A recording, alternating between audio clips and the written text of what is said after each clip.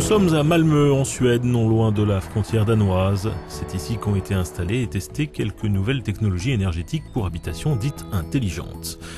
Pour des passants lambda, l'immeuble Albaretten ressemble à n'importe quel autre bâtiment. Pourtant, en y regardant de plus près, on peut découvrir tous les moyens technologiques utilisés sur le toit, des turbines éoliennes, des panneaux solaires, plus bas, des stations de recharge pour véhicules électriques. Les panneaux solaires fournissent le bâtiment en électricité. L'électroménager comme les machines à laver, le linge ou la vaisselle participent également au système de chauffage, réduisant ainsi les coûts énergétiques. Voici notre appartement, dit Peter Bern. Nous vivons ici, ma femme Anna et moi, notre fille Edwige et notre fils Truls. Donc ici, nous avons notre interface qui nous permet de contrôler notre consommation d'énergie.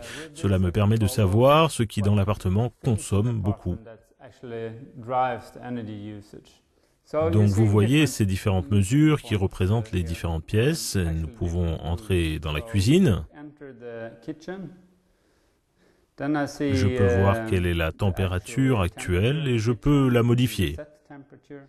Je peux aussi voir quelle est la quantité d'énergie utilisée dans la cuisine en ce moment, ainsi que les coûts générés.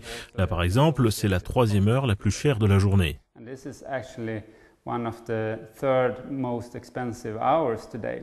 Une chose que j'utilise beaucoup personnellement, c'est de pouvoir changer la luminosité. Par exemple, les lumières s'allument, s'éteignent automatiquement et on peut adapter la lumière aux conditions de luminosité extérieure.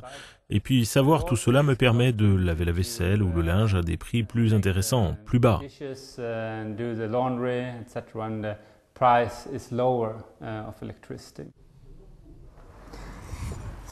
During the test period, we also get access to e-vehicle.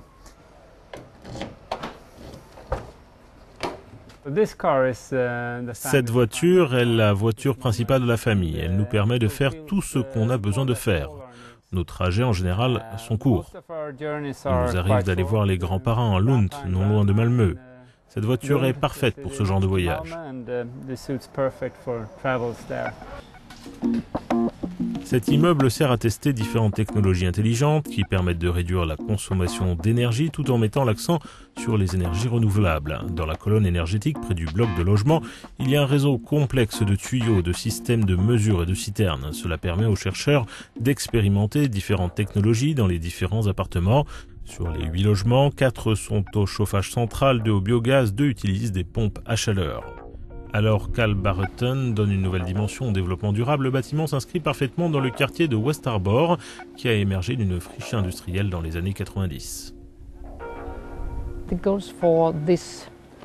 Les objectifs pour le quartier sont sur le point d'être atteints, explique cette personne de la municipalité de Malmö. C'est-à-dire 100% d'énergie renouvelable, produite sur place par des systèmes énergétiques modernes, aquifères, éoliennes, solaires, voltaïques, etc. Ça, c'est atteint.